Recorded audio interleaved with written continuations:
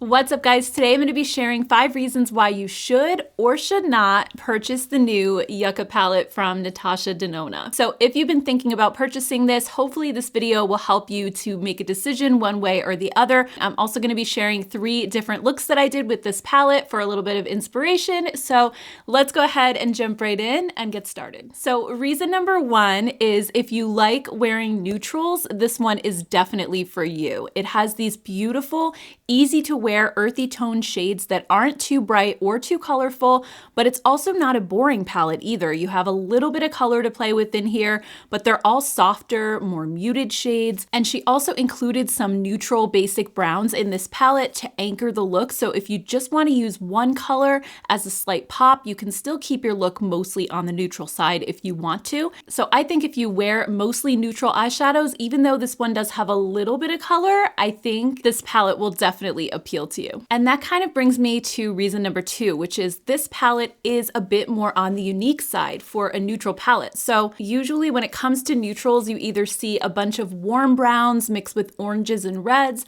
or you see the cooler browns mixed with grays and pinks. And this one has a little bit more of an olivey or yellowy undertone, which is something that for some reason we don't see a lot when it comes to brands releasing more neutral color stories like this. And I will be showing you guys some similar palettes that I found from my own collection later on in the video, but I also have a humongous eyeshadow palette collection, and I had a hard time finding something exactly like this. So I would be willing to bet that a lot of you, especially if you have a smaller collection, don't have a palette similar to this.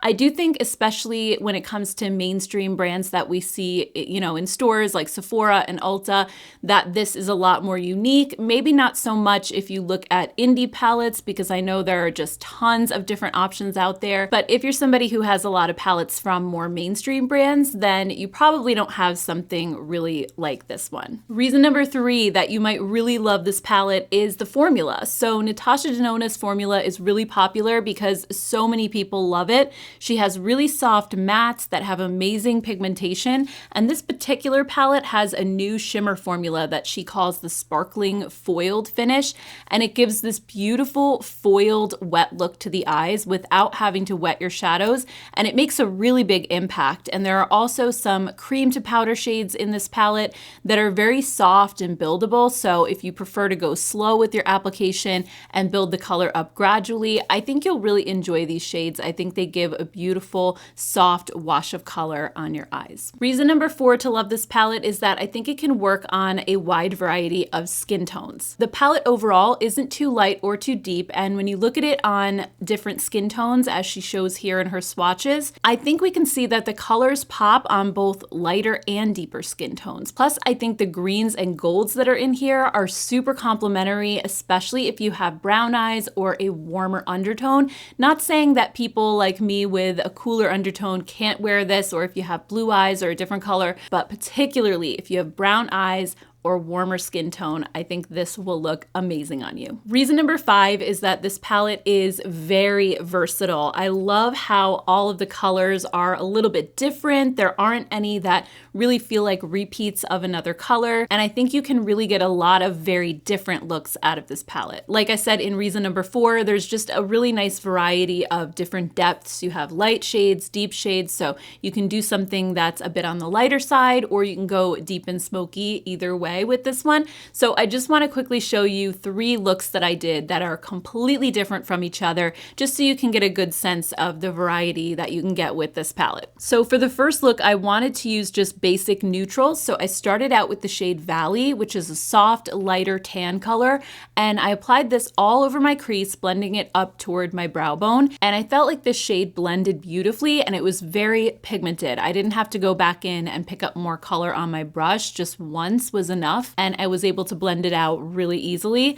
Then next, to deepen the outer corner, I chose the shade Flax, which is a deep, cool toned, kind of grayish brown, and I applied this one to the outer third of my lid using a small flat brush from BK Beauty. I'll make sure to link the brushes that I'm using down below, but I just thought the shade was a little bit harder to blend than the crease color. I had to work at it for quite a while before I felt like it looked really smooth and blended out, and that's kind of the one issue that I do have with Natasha Denona's formula. It's pigmented, but almost too much so, and I usually can't complete an eye look very quickly. Then for my lid, I'm applying the shade Elysian. I'm not sure if I'm pronouncing that right, which is a beautiful deep gray with silver sparkles. And I'm putting this from the inner corner all the way across to meet and slightly overlap the deeper shade that I put in the outer corner. This shade is so impactful. It has lots of glimmer and gleam to it, but FYI, I did apply it over the NYX glitter primer, and while there was a little bit of glitter fallout, I felt like it was pretty minimal. Without a glitter primer though, it could be a lot worse, so just keep that in mind. I also lined my lower lash line with the Valley shade that I used in my crease, and that worked out really well. It just added a little bit of definition, but it wasn't too dark. To finish off the look, I added the Milani tubing mascara, which I love because it's so easy to remove and it stays put all day. And I also wore the Tarte Maracuja Juicy Blush in the shade Honeysuckle, which is a beautiful, cool, plummy shade. And then for my lips, I'm wearing the Summer Fridays lip balm in Brown Sugar, which is also a plummy color. It's one of my favorite lip products right now, and I just love how this final look came out. It's neutral and wearable. It's a little bit smoky, but definitely something that you can do with this palette if you don't want to wear yellow or green. So I just wanted to show you that you do have the option to create a very basic neutral look with this one. For the next look, I wanted to do something a little bit warmer. So I started out with the shade Fushi. Again, not sure if I'm pronouncing that right. It's a mustard yellow shade, and this is also her cream to powder formula. So unfortunately, it doesn't pick up well on the brush like the powder ones do. I noticed that I had to dip my brush back into the pan multiple times just to get enough pigment to show up on my eyes. I did find that swirling my brush around in the pan helped me to pick up more product, but it was definitely slow going with this one. Overall though, I did like how the cream just melted into my skin. There was no powder fallout to deal with, and I thought that it looked really seamless. This shade turned out really subtle yet pretty. So next I deepened up the crease and outer corner with the shade Ixia, which is a beautiful, soft, peachy orange shade. It's not as deep as I normally go in my outer corner, but I just wanted to keep this overall look very soft today. I had no issues blending this one, and I felt like it performed beautifully. Then for my lid, I was dying to try the shade Plantasia. First of all, the name's amazing, but also it has the most beautiful coppery or bronzy base, and it has these green glitters in it that give it a duochrome effect. It is absolutely stunning. I picked this one up with my fingers and just applied it over the NYX glitter primer, and I felt like this one had a little bit more glitter fallout than the gray shade I used in the previous look. It almost feels like it's a little bit looser, not quite as densely packed, so just be careful with this one. I would highly recommend either using a sticky glitter primer or maybe just do your eye makeup first, and that way you can clean it up before you apply your foundation. So to complete this look, once again, I applied the Milani tubing mascara, and then for blush, I used the e.l.f. Luminous Putty Blush in Isla del Sol, which is a bright pop of coral. It's so pretty. And then for my lips, I'm wearing the NYX Fat Lip Oil in the shade Follow Back, which is a pale nude color.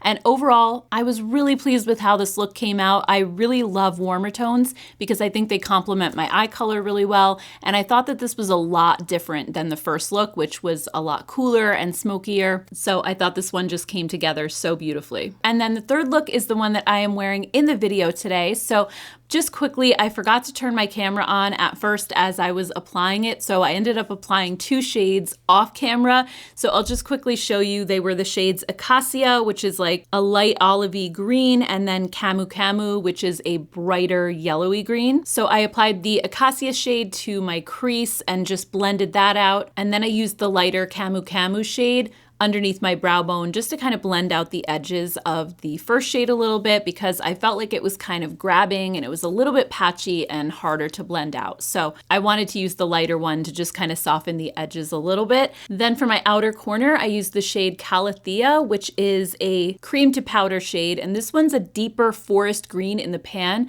but because it's one of those cream to powders, it comes off very soft. It's not nearly as deep or rich as it looks in the palette itself. And these cream to powder shades definitely have a more sheer texture. So I did feel like I had to build this up a little bit. I started out using a brush and then I ended up just applying it with my finger because I felt like it picked up a little bit better with my finger. And then I finally just went back in with a fluffier brush and tried to blend it out, but it honestly wasn't the easiest shade to work with. So this look did take me a little bit more time than I would like to spend, but in the end, I do think the shade blended all right. And then for my lid, I started out with the shade Makia or Makia. I'm not sure again how to pronounce that, but it's this absolutely gorgeous green shimmer. So I applied this one to the middle of my lid and kind of brought it to the outer corner to meet that deeper green shade. And this applied beautifully. It's very similar in texture to the gray one. It didn't have quite as much fallout as the Plantasia one did in the last look, but it does still have that new formula with the little glitters, so you just have to be careful about fallout with this one. And then I picked up this lighter green shimmer, which looks like it's even more foiled and metallic, and I used this one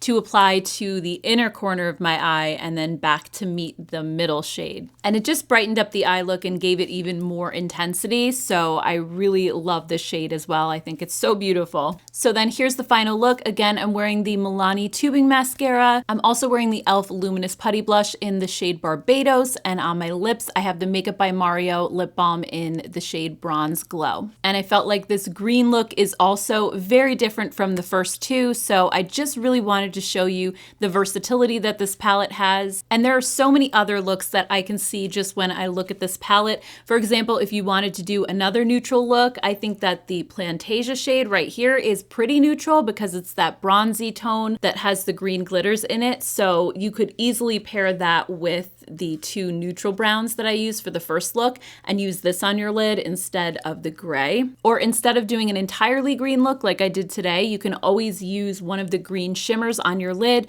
but use the more neutral mattes as a base. So there's just a lot that you can do with this palette, and I'm really, really enjoying it so far. So those are 5 reasons why I think you should buy this palette. Let's get into 5 reasons why you might not want to buy it. So reason number 1 is the shimmer shades. So her new shimmer formula, I personally happen to love it. But if you're someone who avoids metallic shades, glittery shades, because maybe you have texture on your eyelids, or you're just not really a big fan of bright, shiny eyeshadows, then I think you're probably not gonna like this palette because almost every shimmer shade in here is that new formula. They do have the little glitters in it. The only true shimmer shade is this one right here, which is just like a more subtle, buttery feeling shimmer shade, but the rest are definitely gonna have that foiled and metallic look. They also do have some glitter fallout, so if you're somebody who avoids glitter for that reason, you may not like this palette. I highly recommend using a glitter primer like this one from NYX. It will minimize it, but even still, when I did each of the 3 looks, I did notice a little bit of glitter right here down in the bottom corner of my eyes. So if you prefer shimmer shades that have a smoother or maybe like a satiny finish, then you may want to skip this palette because there really aren't any of those in here. Reason number 2 why you might not like this palette is that the formula can be a little tricky to work with. I did list the formula as a positive attribute, but those are for people who truly love her formula. I also know just as many people who don't. I feel like her formula in general can be very polarizing, and I think I'm usually the person who would say I prefer ColourPop, and I've had people call me a liar and say there's no way that you like ColourPop better than Natasha Denona, and that's probably because they don't feel that way. Obviously, a lot of people love her formula, and it is, I think, a very high quality formula. You're getting a lot of pigmentation in these shadows, but that's sort of the reason why I'm not a huge fan of it, because I do struggle with blending my eyeshadow, and when you have super pigmented shades like this and they have that rich velvety feel,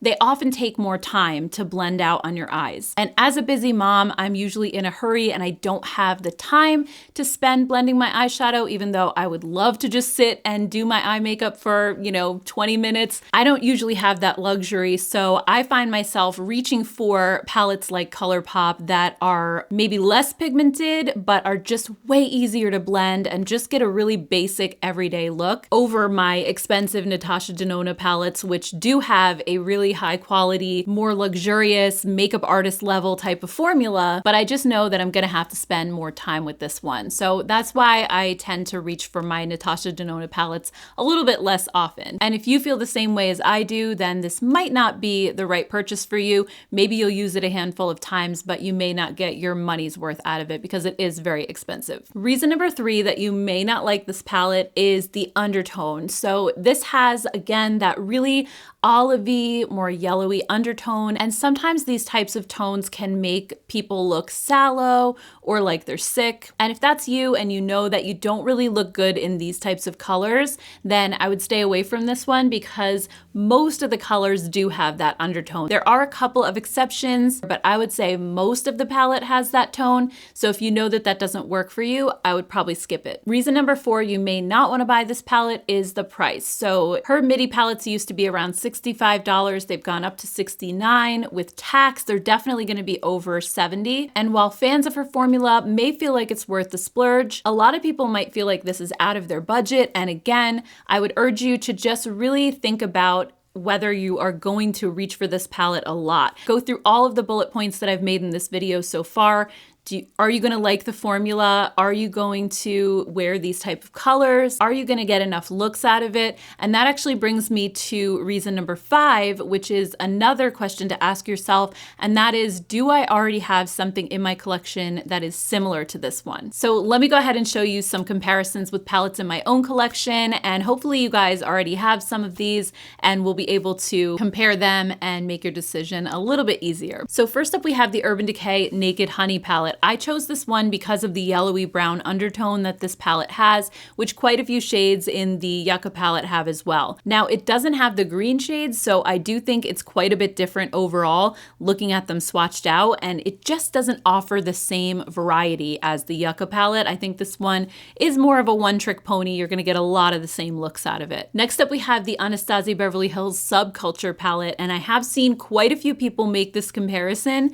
I do see quite a few similarities between them, from that deep teal green to the olive and mustardy shades, but Subculture is missing that brighter yellow base green as well as the gray. So while it is kind of similar, I wouldn't call it an exact match, but it's pretty close. I also thought about the Juvia's Place Nomad palette when I first saw the Yucca palette. This one does have fewer shades. It only has 9 shades versus 15, but the vibes are really similar. If I cover up the teal green shade in the Yucca palette all the way on the top left, I think the rest of the shades actually look pretty close. So you're not gonna get the same variety in the Juvia's Place palette because it is smaller, but the vibes are there. The Avocado Toast palette from BH Cosmetics is another one that has the greens and warmer tones mixed together, so I thought this could be a potential dupe, but when I looked at them swatched side by side, the Avocado Toast palette is much brighter. The greens aren't as grungy as they are in the Yucca palette, so I think it does have a very different vibe going on, and I apologize if my swatches are not in focus. I didn't realize that when I was filming it, so I'm really sorry about that. Hopefully you guys can still see well enough to make the comparison. Next up, we have the Melt Gemini palette, and this one actually looks really similar looking at them side by side in the pan.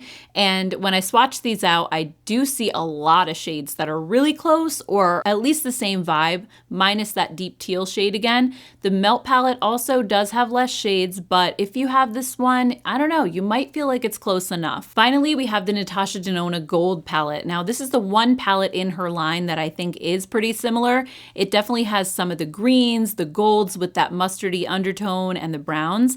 It's definitely not identical, and it is missing some of the olivey tone shades, but I did want to compare these two in case you already have the gold palette. You might feel like it's similar enough that you don't need the new one. So overall, despite finding some similarities in other palettes, I still feel like this is a very unique palette for my collection. And I had so much fun playing with it. And while I do feel like there are some negatives when it comes to this palette, for me, at least right now, maybe because I'm excited about it, the positives are outweighing the negatives. I do feel inspired to use this palette, even though I do have to spend more time blending and applying. At the moment, I am willing to do that. I think I'm not always super excited about her palettes. I think the last one that I was this excited about was probably the Glam palette, and I did end up using that one a lot, and I still use that one a lot. So I'm thinking this one will be similar, and I will use it more than I do her other palettes, but I guess time will tell, and I just love how unique this is without being boring, and I think that that is such an accomplishment in this day and age when there are so many palettes out there, and there are really only so many color combinations combinations. So the fact that she was able to do something different and not just have it be like a random mix of color, but they actually go together really beautifully and they're more on the neutral side, I think that's huge. So I would love to hear your thoughts on the Yucca palette. Are you planning on picking it up? Are you planning to skip it? I'd love to hear all of your reasons down in the comments below. And if you enjoyed this style of video, I do have another one where I talked about 5 reasons why you should or shouldn't buy the Huda Beauty Empowered palette. So I'll go ahead and put that one right up here. If you'd like to see more videos like this on new palettes that are coming out, please let me know. And I want to thank you all so much for spending time watching this video. I truly appreciate it. If you enjoyed this, I hope you'll consider subscribing, and I'll see you guys in my next one. Take care, guys. Bye.